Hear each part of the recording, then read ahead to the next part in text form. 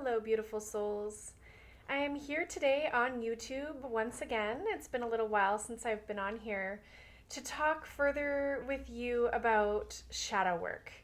I know that there's been a lot of purging in the month of May, a lot of energy coming up to the surface, dense energy coming up to the surface to be cleared. This may come in the form of triggers, memories, challenging situations, events, relationships, stress, and it may even manifest physically into, physical ailments, illness, sickness, aches and pains, skin issues, whatever. These are all sort of ascension symptoms and symptoms of dense energies being brought to the surface to be acknowledged and cleared. That is the one thing about this, we probably have gone our whole lives, many of you have probably gone your whole lives when you get triggered or when you have a memory and it brings up uncomfortable feelings, we do one of two things. Number one, we react, especially with triggers. That tends to be the case. Or number two, we repress or suppress those energies and don't look at them, don't deal with them, don't acknowledge them. Just say, I shouldn't be feeling that way, or I don't like feeling that way, and I'm just going to pretend it's not there. And let me tell you, that is the single worst thing that you could possibly do, because when you ignore and repress those energies, they get stuck in your energetic field, in your ascension column. So our spine acts as an energy column up all the way up to our higher chakras, which go on infinitely, forever. There's not just 12 dimensions like we've been taught. There's many, many more. But basically, we have infinite possibilities or infinite opportunities to clear out the dense energies and emotions that are coming through us. And the goal here is to have energy coming in from source and from all around us and just flowing right through our body. And what happens is when we have a trauma or when we have a trigger, or we tense up, or we go fight, flight, or freeze, and that can basically take that energy and say, I'm gonna sit here for a little while until you see me, until you acknowledge me. And essentially it creates karma, because now your energy is flowing around whatever that stuck emotion is, and your life reflects that. I'm going to give you an example, and I use some of these examples because they were just so helpful for me, and they come from the Michael Singer book, The Untethered Soul. So if you haven't read that book already, it's a really good one. Basically, what we do when we're first born, this even before we're born, in utero actually, is we start based on what we can hear, see, taste, touch, and smell. So the senses around us. And actually we have more senses than that, but I'll get to that in another video, so stay tuned for that. Basically, based on what we can experience through our senses physically, we start to construct a personality and a psychological construct that we call the ego. The ego basically builds itself. Imagine it like a little house inside your brain, a cozy house, and the walls and the windows and everything and the roof starts getting built from the moment you enter your physical vessel in the womb. And from that point forward, everything you experience through your senses builds a part of your ego, of your psychological construct, if you will, your self-identity. I am Sheena. That begins from all of those experiences. If we were born without senses, we would just, this is a speculation on my part, but we would just have everything available to us from the universe and the multiverse. But it's these walls that we start building up ourselves through our senses and through our experiences and our not just our experiences, but our beliefs, especially our ideas, our thoughts. Those things start to build the walls of our ego. And the ego, as Michael Singer states it, is like this little house keeping us from this outside world of magic and possibility and, special gifts like psychic abilities and all of that. So what we have to do is completely deconstruct the ego. You have to basically let go of everything that is not you. And that requires going through all of your life experience, and from a spiritual perspective, it's not just ego and experience from this lifetime, it's also the experiences stored in your cellular DNA that also inform your personality, your ego structure, basically, your internal house. So in fact, you're not coming in with a blank slate in the womb, because you do have your past life karma that you're carrying with you as well, and that is basically the foundations from which you build your ego house, if you will. So once we start to break down the windows and the walls and the ceiling and the roof and the everything from that little ego house inside of us, that and I say it's in the brain, but I kind of wonder if it's around the heart, or if the house actually is around each one of our chakras, because from a spiritual perspective, we actually have almost brains in every chakra center. It's not all up here in the mind. We have, the root chakra and the sacral chakra and the solar plexus and the heart and the throat and the, it goes on and on, the third eye, etc., the crown, and into, your soul star chakra and all these other ones, which I'll get into in other videos. But basically, the houses build around those chakras. Every time you have an experience or a belief or a thought form, it sort of builds another brick to the house kind of thing. And you have to, like I said, dismantle basically all of those little houses in order to allow your chakras to open and expand, and especially your heart center, your heart chakra. That's the biggie. If you have a wall built up around your heart chakra, that comes from traumas and limiting beliefs, and you're deeply entrenched and deeply rooted fears about being you, then you're not going to be able to call in or accept or feel the intense love that is source love, and that is the love of the universe and the multiverse and all that is. So it's very important to do all of those chakra clearings, that energy clearing. Excuse me for 1 sec. I'm going to close the door because somebody started their lawnmower outside. One moment.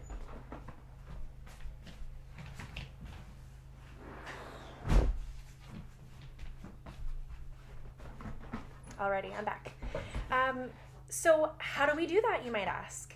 Well, there's a number of ways you can do energetic clearing. I mean, you can do visualizations, you can do sound baths, you can visit a Reiki practitioner, you can do past life regression, inner child healing. But the place, where everybody starts and some of the most effective healing that we can do is through our shadow work. And because the month of May in particular, and we're in May 2022 right now, for those of you joining down the road, it's been an intense month of things coming to the surface and needing to be cleared. And so that's why I'm talking to you about the importance of shadow work, and maybe how to go about it, how to initiate your shadow work if you haven't already. because it's going to be critical to your ascension and your ability to open up those chakras, open up your heart, and start experiencing more of your spiritual gifts. So the best way, and I've said this in some of my Instagram posts, the best way to start with shadow work is to look at your triggers. Look at your triggers. And people might be like, well, why is that? Well, because that is that blockage in your energy column telling you, this is a problem. Every trigger is a mirror being held up for you. So for example, let's say, I'll come up with an example here. Let's think. I should have had this prepared. Okay. Let's say you are in a restaurant and you have a very beautiful waitress come and serve you. Okay? Somebody who is healed and, fully in themselves is going to just feel like, wow, what a beautiful woman or a beautiful waitress we have, and you're probably going to smile and be polite. I mean, you would to anybody, any human, you probably wouldn't even be thinking about a person's physical appearance, to be honest with you. But a fully healed person would just look at them as a beautiful human being, and just go about their merry way of ordering their food, etc. Let's say that a trigger comes up for you, though. You're very triggered by this individual because maybe your husband's sitting across from you and you're feeling a pang of jealousy or a pang of, you don't want your partner looking at that beautiful waitress or what have you. You might have some insecurities or some fears about, oh no, now my husband's going to be thinking about our waitress all evening when he's supposed to be thinking about me or whatever. I'm just pulling this out of my back pocket here. But as soon as you feel that little pang of jealousy, that little, you'll feel the energy right away. You'll know. It'll be like a poke in your side, and that's that energy, or that's that mirror being held up to say, deal with this. Do something about it.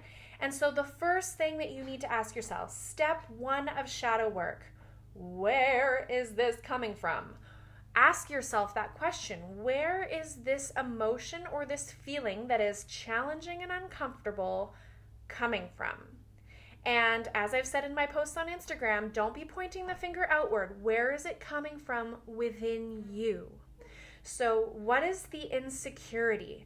Well, even before that, what is the emotion you're feeling? Is it jealousy?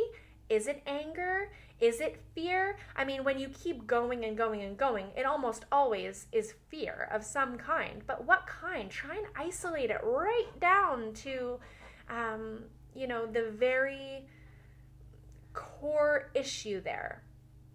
And a lot of people will stop at, oh, I'm insecure. Shame on me. Shame on me for being insecure. No. Keep going. That is self-judgment. That is you working around the energetic block and making it bigger.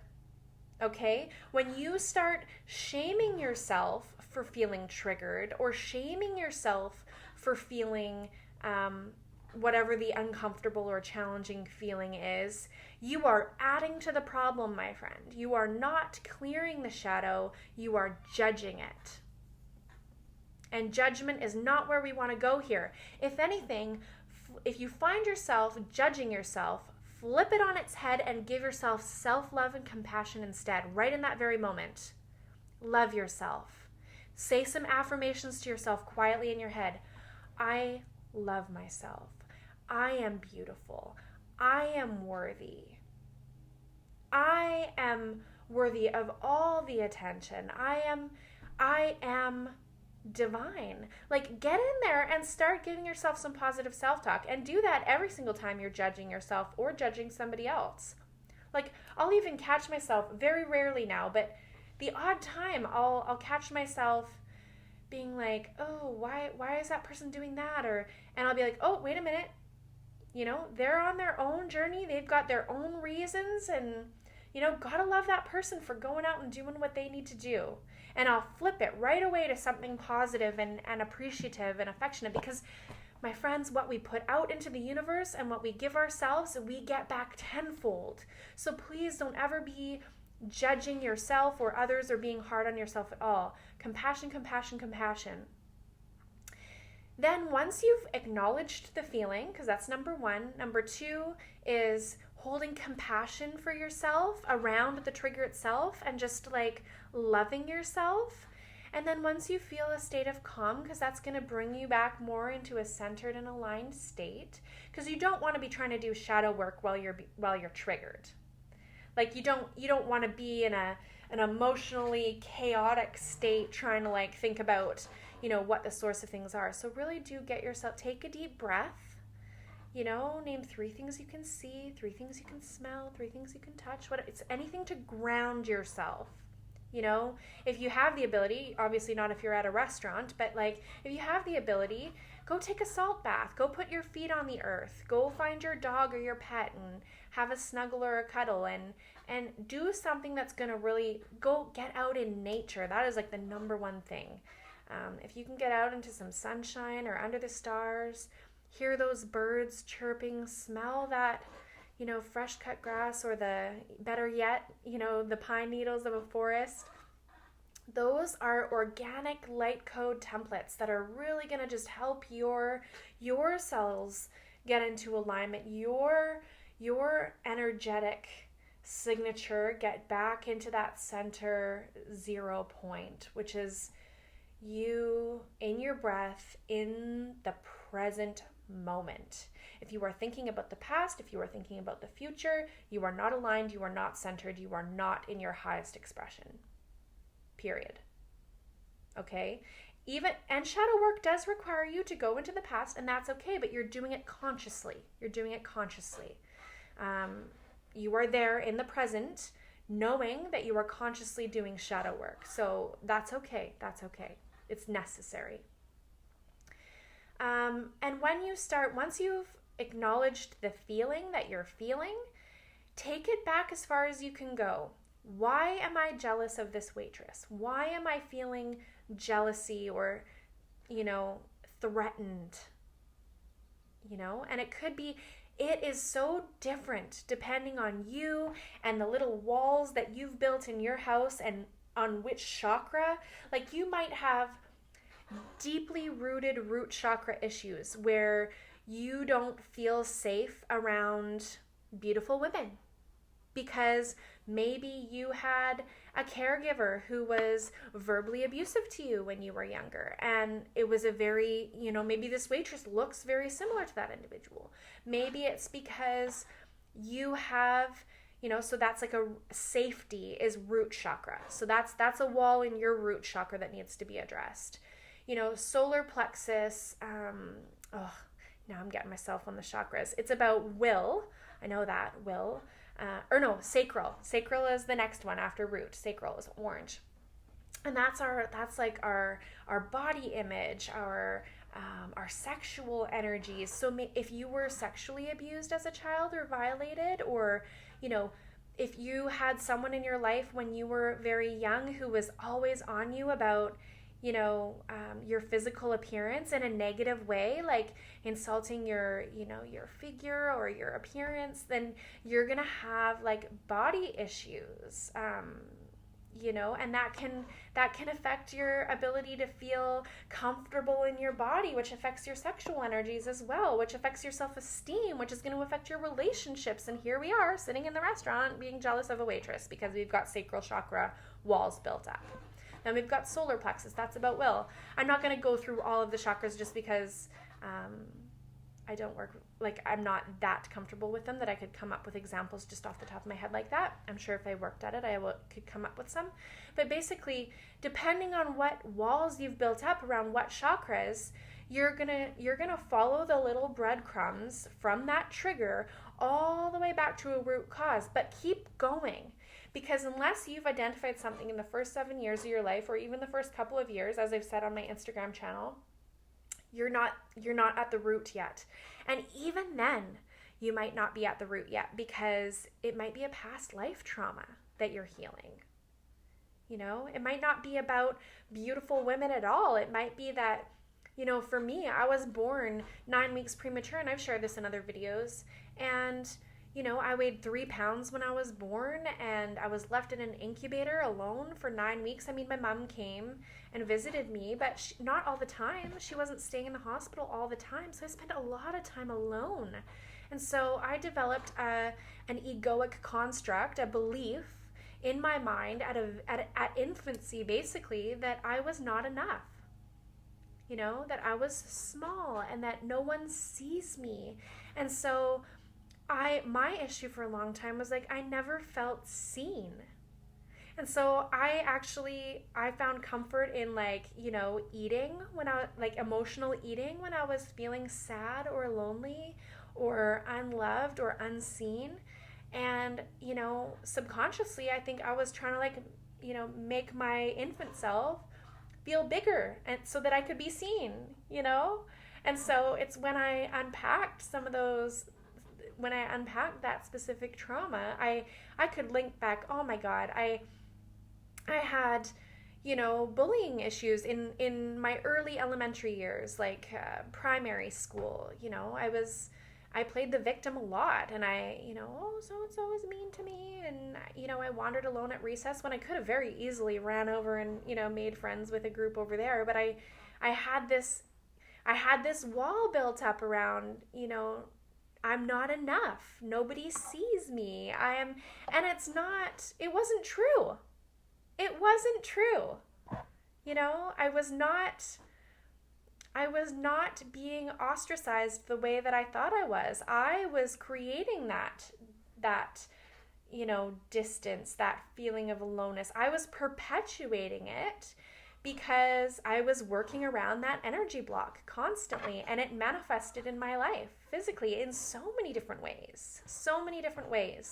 So whatever the trigger is, follow it back. I even followed back, and I hope my sister won't mind me saying this, but my sister and I didn't get along very well as young kids. We fought a lot, and I think a lot of that had to do with me sort of competing for my mom's attention, because again, I didn't feel seen. I was going right back to those early infant days of being left alone, feeling like I was not enough. And that, that manifests, it could manifest in a gazillion different ways, insecurities, feeling like I was an outcast or a loner, which I wasn't. I wasn't. It wasn't true. And so as I unpack this, I can sort of start seeing how things that I thought were truth in my life were actually not. That reality wasn't exactly the way that I remember it to be. And that can be really jarring at first. Darn near unsettling when you're like, okay, my whole life I thought I was a total nerd and nobody liked me, and really I was just manifesting that, I was perpetuating my own isolation by putting that energy out into the world, by thinking it. Just thinking, I'm alone, I'm not enough, nobody loves me, because that's what I was used to since infancy. Not true. And, I felt like I was competing for my mom's attention with my sister, and so she was a threat to my safety. My mom was that primary caregiver attachment, that primary caregiver, and my sister threatened the safety of that attachment. So there's all sorts of things that we can follow, all sorts of breadcrumbs that we can follow back to that original source, but you have to dig deep. So I am going to be offering one-on-one sessions to help people with their shadow work. I think it's much needed. Sometimes, especially for external processors like myself, we just need someone to help guide us and ask us questions and maybe take us down a road that we couldn't think of going down ourselves. I'm not here to make suggestions to you or to tell you what your challenges are, but I certainly can ask some thought-provoking questions to help guide you along your path and to help you unpack your shadow, and to love your shadow too. So if that's something of interest to you, do check out my link tree. I'll put it in my YouTube bio, and also it's in my Instagram bio. And I've got a little email icon at the bottom. Shoot me an email. I'd be more than happy to book one-on-one sessions. Right now I'm offering an introductory rate of $75 for a 45-minute session. I can do it via, like I've got Zoom and FaceTime, and if you have Skype and whatever app you're most comfortable with. And if you want to have a little bit of a message back and forth first to find out if it would be a good fit or if I can help you with what you're working on or what you're wanting to accomplish, feel free to shoot me an email or a message through Instagram as well. I'd be happy to help you along in your journey and just help this world shed all this density that we're carrying because it's heavy, and we don't need it anymore. We don't need it anymore. We are heading into a higher vibrational future, a higher vibrational planet and existence, and this baggage cannot come with us anymore. So shadow work is absolutely critical.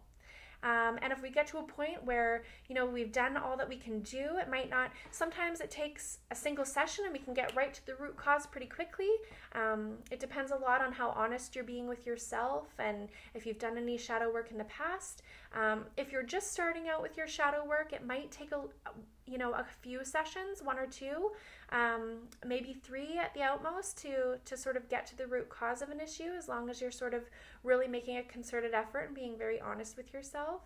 But we may get to the point where, we've done the work, we know what the root cause is, and now you're in a place where you need to do some inner child healing or some energetic healing or quantum healing and hypnosis.